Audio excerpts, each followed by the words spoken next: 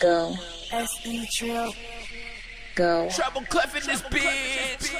Go. C-A-D-E incident. Go. Go. Let's get it. This shit right here, nigga. This shit right here, my nigga. This shit go. Go. Go. Go. Go. Go. Go. Motherfucker, I'ma go. Go. Go. Go. Go. Go. This shit go. This shit go. This shit go. This shit go. This shit go. I go. Oh, there's no. Hey, it's your girl Mamarazzi, and I am here with someone who you may know as DJ Cadence. But today we're talking about his artistry. He does have a new album coming out on December 20th. Yeah, December 20th, he has a new album coming out called Undisputed. And so we just want to be able to speak with him today. Mamarazzi Entertainment Magazine, up close interview with DJ Cadence, the artist Cadence.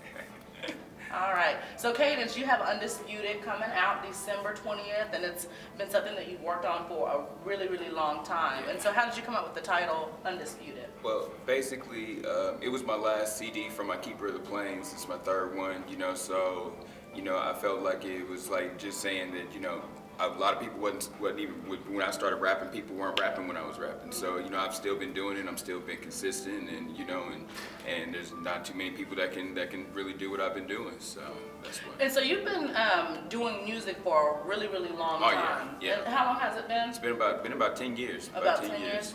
And I know some of the things that you can put under your belt is you did produce Cadillac Love with Twan Sack or Antoine Richardson. Yeah. And so what year was that? That was 2003. 2003, okay. And so how did you two link up? Basically, we met through another friend that we were doing music with, Damas. We ran into each other. We all got together and decided we could make music together, and the rest is history. We still do music together. I got a song. He's on my album still. Shout out to my man Twan Sack. So. Okay, so when you think about Undisputed, there's so many different things that Cadence does. Not only does Cadence DJ, he produces music, produces beats, but he's also a phenomenal artist, and so I really want to be able to speak more about his artistry today. And so, what kind of inspired some of the music that's on here? It's really upbeat. I did get a chance to listen to it. It's very upbeat.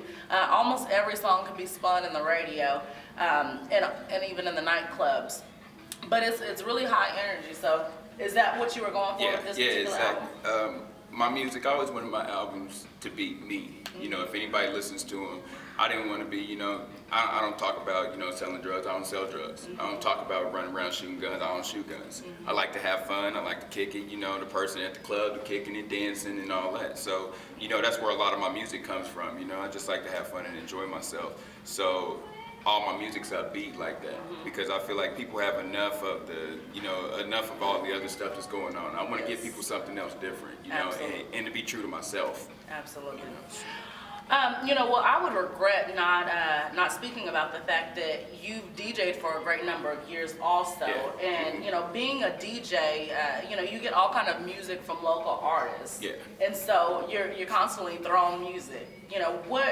How is it switching from being a DJ who's playing this music, who's listening to this local artist music, to being now an artist trying to get your music in the hands of DJs? It's really tough. It's real tough to be an artist and a DJ. I started off as an artist. I started DJing because it gave me a chance to get my music out. Absolutely. So when I started, with the whole trying to be an artist and trying to be a DJ, you get a lot of animosity. You know what I'm saying? I try not to play my music. I do at the club a little bit, but most people, if they come to the club, they'll tell you, Cadence can play his music all day long, and nobody would probably have an issue with it. But I try not to because I try to separate that. Absolutely. I don't want people to say, oh, here's the DJ trying to play his music all day. You know what I'm saying? So if I play my stuff, it's because somebody requested it most of the time.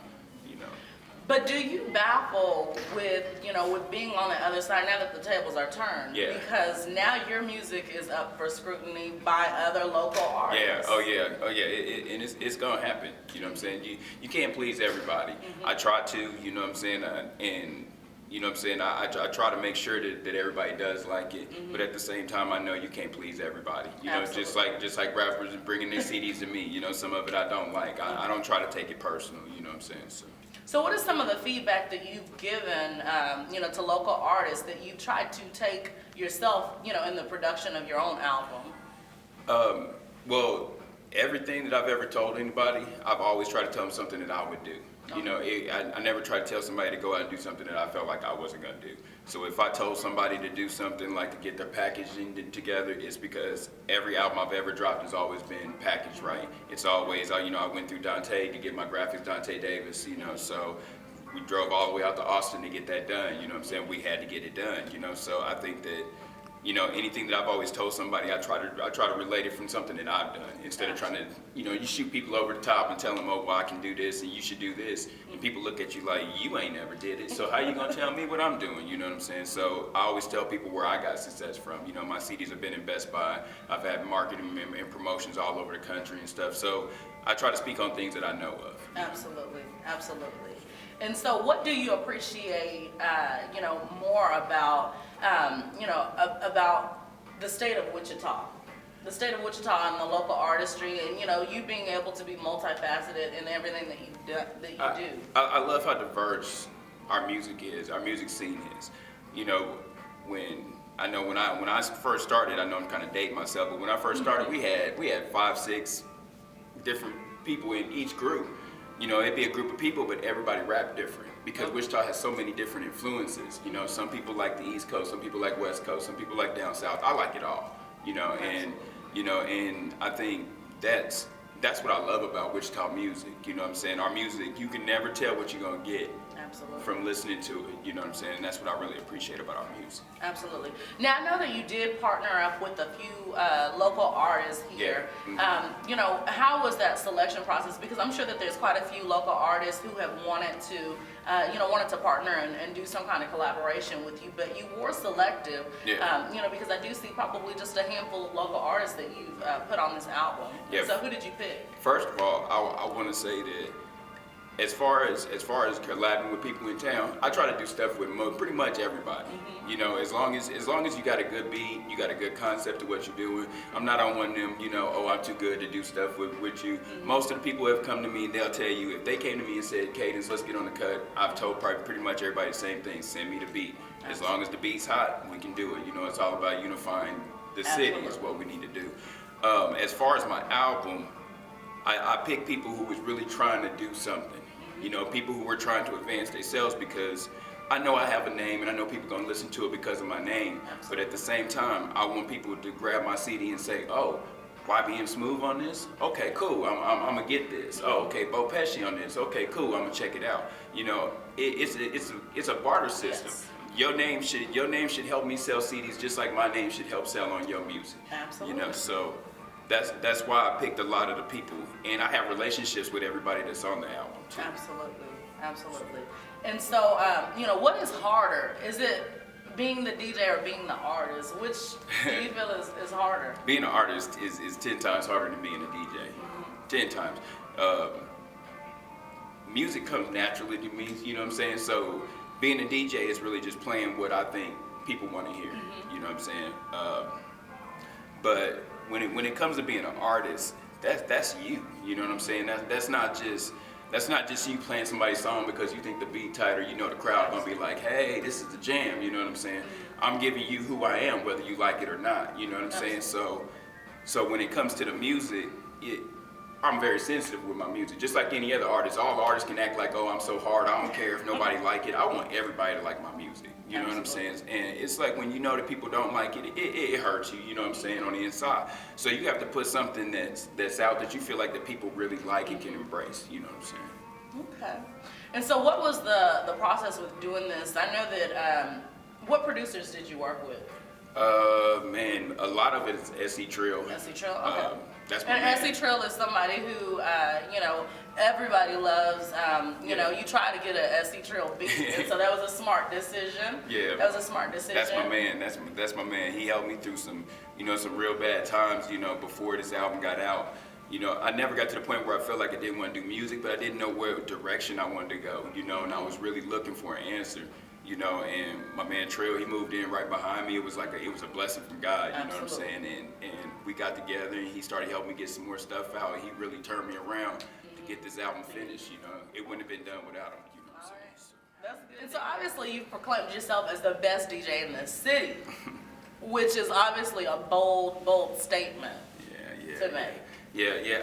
I'd like to touch on that for a second. You know, when I said that, it wasn't like a shot towards any other DJs in the city. I wasn't talking about like, you know, like I feel like I'm better than somebody else. Really, what I was speaking on was, you know, if anybody ever came to a club that I've DJ'd at, a venue that I've come, I mean, even the high school parties that I've DJ'd at, you know, when I'm there, if it's a song I like, I'm getting out on the dance floor. I'm gonna dance, I'm gonna have fun, I enjoy myself, you know, and also I know how to beat match, I know how to scratch, I do all that stuff, you know what I'm saying? So it's like when it comes to the whole total package, you know, I may not be your favorite DJ, but there's very few people that can say I don't like what DJ Cadence DJs. You know, and that's why I said that, but it wasn't like no shot towards nobody else, you know what I'm saying? I love other DJs for what they do. You know, my man DJ Carbon, he's my favorite DJ, hands down, you know what I'm saying? Hands down. He does stuff that's amazing, and we all do different things, you know what I'm saying? So I didn't want nobody, you know, it's like the DJs, you know, I didn't want no DJ to feel like, oh, he trying to shout me out, he trying to hit me like, oh yeah, he better than me. No, it wasn't nothing like that, you know what I'm saying? There are DJs that are way better, that do all the turntablism and stuff like that, way better DJs than me. But when it comes to the total package, as far as trying to put on a show, you know what I'm saying? I've been a house DJ in every place I've been at. Liquid, Loco Joe's, Lightning Joe's, you know what I'm saying? The Radisson, I go all the way back. Every place that I've been at has always been busy, you know what I'm saying? And I've been the house DJ. I put them on my back, you know what I'm saying? And that's why I said the best DJ. Not towards anybody like that. Now there was a time that, you know, that I'm gonna address. There was a time in which you were no longer at Club Liquid. I don't know for how long it was. Was it 1 to 2 weeks? Yeah, it was just a couple weeks. It was about a couple of weeks. And I know that it is a touchy subject, probably even now. But what was your reason for departure from Club Liquid for that time? Because you did come back. Really, it wasn't nothing like personal. It was just a thing of where I wanted to try and expand myself. You know, it's like sometimes, you know how we are in Wichita. It's like we go places or we don't go to places. And you know, just like it don't matter where you're at, you could be at the nicest place in the city, and somebody will say, I don't want to go there because it's too nice. I want to be able just to hang out and stuff. So, you know, so I wanted to try and do some other things, and my friends, DJ3 and all them, were throwing parties at other venues. So I'm like, you know, I'm not working these nights. I can throw, you know, go over there and perform, you know, DJ there. And they didn't want me DJing there, you know. So it was like big issue between that and everything. But I mean, I can partially, you know, see that, you know, see that point of view. You know, you obviously had a huge impact over at Club Liquid, and you know, but you also promote on your Facebook, I've noticed, and so obviously, you know, the crowd goes where DJ Cadence goes, and it had been that way for a very, very long time. I definitely get where they was coming from. You know, I think both of us saw each other's sides. You know what I'm saying? When it comes down to it, I'm an artist first. You know what I'm saying? And they understood that. You know, and they was like, well, you know, then we need to make sure we got some things, you know, together. We got it together, and it was, you know, all cool since then. You know, so. How did you learn about Club Liquid getting ready to close or closing? I heard just like everybody else heard, you know, it was like just out of the blue, really, you know what I'm saying? I knew I knew it was getting close to it, you know what I'm saying, with the issues with the lease and everything like that.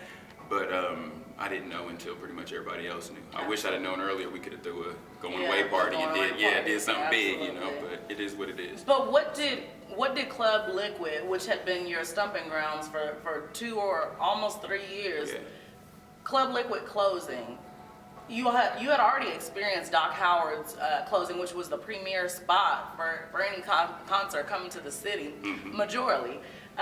You know, when Doc Howard's closed, how did you feel? Man, it more than anything, I knew it was gonna hurt the city. You know what I'm saying? It was like the city was really on attack on clubs. You know what I'm saying? And they was all attacking Doc Howard's, and you know, more than anything, it was like you notice when Doc Howard's closed, all the bars on that side of the club closed. Revolution's closed now. Liquid's closed now. The Pump House is slower. You know, it's like all that stuff on that end died out now, and it's because of that one bar kept so much other stuff, you know, moving there. And the people who were making all the comments about what was going on in Doc Howard's, they didn't go to Doc Howard's. They was never there. They didn't know that Doc Howard's was a mixed club. It wasn't just an all-black club with 1,500 black people running around. That was a mixed club of all types of people, all types of music being played, you know. And just because a couple people messed it up for them, you know, then people get and they make comments on stuff they don't know. You know, oh, it's a gangbangers club, and that's where gangbangers hang out. Anybody that's ever been to Doc Howard's know that wasn't a gangbangers, you know, club like that. But I mean, but it is involved in the politics, and you know, and even being a DJ, you know, there were times that, you know, that awful things were said about Club Liquid. How do you deter something like that from being said? You can't really focus on it. I try to do what I do. You know what I'm saying? Anybody that's ever came into the club where I've DJ'd at, even if I don't care if I DJ at anywhere, you know, wherever, there's gonna be a certain standard that I hold, just like they hold me to when I'm the DJ, you know. So we're not gonna do all the gang signs and all that stuff. All the stuff that's gonna be disrespectful to other people. Sometimes I was worried about you though. Like sometimes he would address these people, you know, these men throwing up gang signs, and he would address them, and I'd be like, oh my God, where's security? But here's the thing, man. They, you know what I'm saying? Ain't nobody ever came at me sideways about it because they know I ain't on no BS with it. You know what I'm saying? They know what I'm trying to do. I'm trying to keep everybody cool in here. You know what I'm saying? I'm trying to make sure that all these females that are coming in here to come to have a nice time, they come back next week. They get in here acting a fool and tripping and stuff like that. Don't nobody want to come out. Absolutely. You know, and it don't matter what I play, where we at, or what goes on. They start acting crazy, people don't want to do it. Absolutely. So you gotta be smarter than that. You know, take that stuff somewhere else. You know? So where have you been DJing as of lately? I've been at Spotlight, you know, DJing there, you know, off and on. That's really about the only place that I've really been DJing right now. I'm not really looking to really get anywhere just heavy because I'm trying to promote my music. Absolutely. So, you know, and it's hard to promote your music when you're in a place, you know, 4 or 5 days out of the week. Now, obviously, you know, Wichita's club environment or club scene completely has changed, and as you mentioned, a lot of the clubs died down. What does that mean for artists? For artists, man, it's hard. It always was hard because, you know, a lot of the artists we don't get a lot of spins, you know, which is it's just the nature of the beast. And know? Why is that? Why is it? I mean, I know that sometimes it doesn't seem like a cohesive unit between the DJs and the artists, but being that you are a DJ and an artist, you know, what is the reason for that? Straddling both fences, I'll tell you exactly what it is. 9 times out of 10, the DJ's jobs are really hard in Wichita. People are very picky on what they want to hear. So DJs, an artist comes in, I want my music played at 115 when the club is jumping. That's what I want. But the fact of the matter is, the people in the crowd don't want to hear your music at 115 if you haven't been promoting it. You know what I'm saying? And we're all victims to it. Me, Bo, whoever, you know what I'm saying? It don't matter. We're all victims to it. And we all want our music played at 115. So you got to get that music promoted, you know what I'm saying, for the DJ to want to do it. Now on the other side, the DJs, they're not getting music that's promoted. They're not getting music that's mastered. They're not getting music that these people are out promoting. All they're doing is giving it to their friends, putting it on Facebook, you know, and saying, "Oh, listen to my new hit." And then you walk into the club drunk, stumbling around the club at 12:45, and it's like, "DJ, play my music." Now, when the DJ is going in, he like, "I'm trying to keep this crowd going." You know what I'm saying? Do I make this one guy happy, or do I keep these 400 people happy? You know what I'm saying? So we keep the 400 people happy. Now all of a sudden, the DJ is the hater, you know what I'm saying? The DJ that don't take it personal, you know what I'm saying? You can't take it personal because if it get back to the DJ, and we all know Wichita's a small town, so anything that you say, it gets back to him, you know? So when you come up in this, oh, blah, blah, blah, blah, blah, Cadence did this and this and this, I ain't messing with Cadence. And then you come back 6 months later with that new hit, and you want it played. Now, you know what I'm saying, 9 times out of 10, if it's still hot, I'm gonna play it because I'm an artist first, and I'm a DJ first. You know what I'm saying? I'm a DJ, but I'm an artist first. And if I think the song's hot, I'm gonna play it. Do you think that DJs, and I know that you would probably end up speaking for yourself, do you think that DJs are supportive of local artistry and this whole 316 Up movement that's going on? Yes, I do. I do. I think that with anything, we could always do better. Artists could also bring better music to the table. You know what I'm saying? So it ain't just all on the DJs. It's not all on the artists. You know what I'm saying? We all need to come together and kind of figure out, you know what I'm saying, what we need to do to help each other out. You know what I'm saying? But right now there seems to be some type of there's a divide in the middle of it on what the artist wants to play in the club and what the DJs feel like they have to play. But the DJs have to get their money. You know what I'm saying? They're the ones employed. You know what I'm saying? So it's different for them. You know what I'm saying? A lot of artists don't understand that. You have Undisputed that drops on December 20th. You're going to be doing an album release party over at a boat venue. Yep, definitely. It's going to be this is my 5th album that I've released, an actual album. So, you know, I'm making sure that I, you know, get all my people out to support me and come out. Everybody that comes out gets a free CD. So make sure you come and support me. You know what I'm saying? I do appreciate everybody, you know, all my fans. I've been doing this for a long time, so. Absolutely. Well, let's talk about a few of the tracks on the album. I know that Go is one of my favorite, and you already released a video. Yeah. When did you release the video? Back in It was April? in the summer. Yeah. Was it like, the summer? Yeah, Okay. right towards the beginning of the summer. You know, I wanted to do something different. You know, I didn't want to do all my videos. When people see my videos, they're gonna realize I try not to do anything where the same old videos. You know, so I wanted to do something different. Not, you know, work out a lot. So I wanted to, you know, just show people how energetic I am, and you know, just hit the town and run all over the city, and you know, show them how we do it. I definitely think that that video, which was directed by Bray Films, I definitely think that captured, you know, the energy that was on that particular track. And so, you know, you moving through the city, running through the city and then through the city, and there were quite a few cameo appearances. Yeah. I know Bo Pesci was in the video. Yeah, that's my man. That's my man. Absolutely. So, yeah. All right, and so then you also have you have a song on here with 80 Grand and Stewie Rock called Twerk. Yep. That's actually 80 Grand was a man. He came to me with the song and everything, and you know, the song was hot, and he had an extra verse on it, and I was like, man, what's up? Can I please get on that song? And I was arguing with Bo. I was like, Bo, I don't think he's gonna let me do it, you know. And he was like, nah, man, just ask him. And I asked him, and he was like, yeah, it's all good. And you know, shout out to my man 80 Grand. I so appreciate it. So. Now, what did he formerly go by? By Teflon. He went by Teflon. Okay, Yeah. that's right. He went by Teflon, and so now he's under 80 Grand. And so, what was it like working with him? Oh man, it was all love. You know, he's from Wichita, you know, but you know he resides out in Dallas, you know. So you know, he's been doing a lot of stuff. He came to Wichita, and you know, I was DJing, you know, and you know, showed me some love. I showed him love, and you know, it's been all good ever since then. So. Absolutely. Any of the other tracks that you want to talk about on the album? Oh man, there's a lot of stuff on there, man. I mean, I don't even know where to start. I mean, I'm looking at it right now. My favorite song is Gorillas in the Trunk, produced by SC Trill. I love that song, just the beat, you know, and just the intensity in the song. Of course, Big Booty Judy. Everybody knows that song. Everybody loves Big Booty Judy. Yeah, that's the song. We do that one, and as soon as we do it, everybody turn up, you know. So I know I kept requesting that track at the club, but I did not know that it was you. See, so that's one of the big songs that a lot of people like on there. Man, I got so many hits. Louisiana Cash is on my album. We met him, you know, through DJ3. So he showed me some love, got on the album. But one of the songs that I really like too is "Got That Work."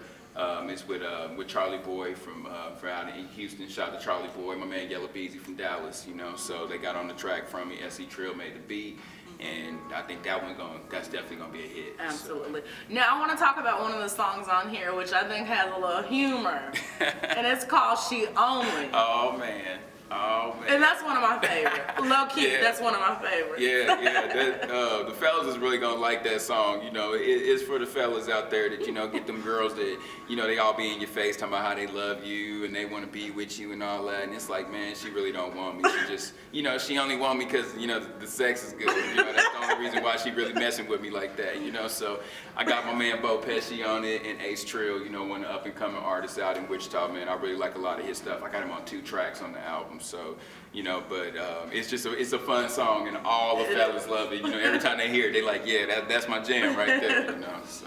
All right, and so again, it does drop on Friday, December 20th. Yes. Okay. Yeah. And so you can go to a bold venue. What time does that start? That starts at 9 o'clock. Starts at 9 o'clock. Get there early. Make sure y'all look right. You know what I'm saying? You be looking crazy, you ain't getting in. So, you know, we gonna keep a nice, peaceful night. Everybody gonna have a good time. I got SC Trill's group, TYN. They gonna be there performing with me. Might get some other people. We just gonna see, you know, how it works. But we gonna get, you know, we gonna have a good night of partying. Like I said, free CDs. So come out and party with us. Absolutely. And where can where can people pick up the album? It'll be available on iTunes. I'll have it on CD Baby. It's gonna be all over the internet. I know that's how most people are getting CDs these days. I just wanted to, you know, I wanted to physically do an album. I know most people are gonna be downloading and stuff like that, but you know, if you're anything like me, you're from the old school, you know, you want that physical album, there you go. You know, I got that for you too. So absolutely. And so, what are some ways that that people will be able to contact or connect with you? From my Twitter, you know, @TheRealCadence. You can contact me on there. I'm also on Facebook. Most people know me on the Facebook and everything there. I'm always on Facebook, but you know, hit me up on Twitter wherever you can. You know, if you find me, I'm there, and I always respond back. So. Absolutely. Well, it's been good chatting with you, Cadence. Again, I'm, you know, look forward to this. I did get an opportunity to listen to this. This is still in my CD player. Yes, I'm still rocking a CD player. And so be sure to check this out. Again, it is called Undisputed. It is by your favorite DJ, your favorite artist, your favorite producer. So make sure to check it out. Yeah, I want to give a special shout out to everybody to help me make the album. There's so many people, you know, from Carla to YBM Smooth, Louisiana Cash, Candy Red, you know what I'm saying? Everybody that's on the album, thank you so much for helping me. You know, 316 up, let's get this music moving for the city, man. That's how we do it. Boy, Cadence, I Go. Trouble Clef in this bitch. Go. C-A-D-E-S-A. Go. Go. Let's get it. This shit right here, nigga. Go. This shit right here, my nigga.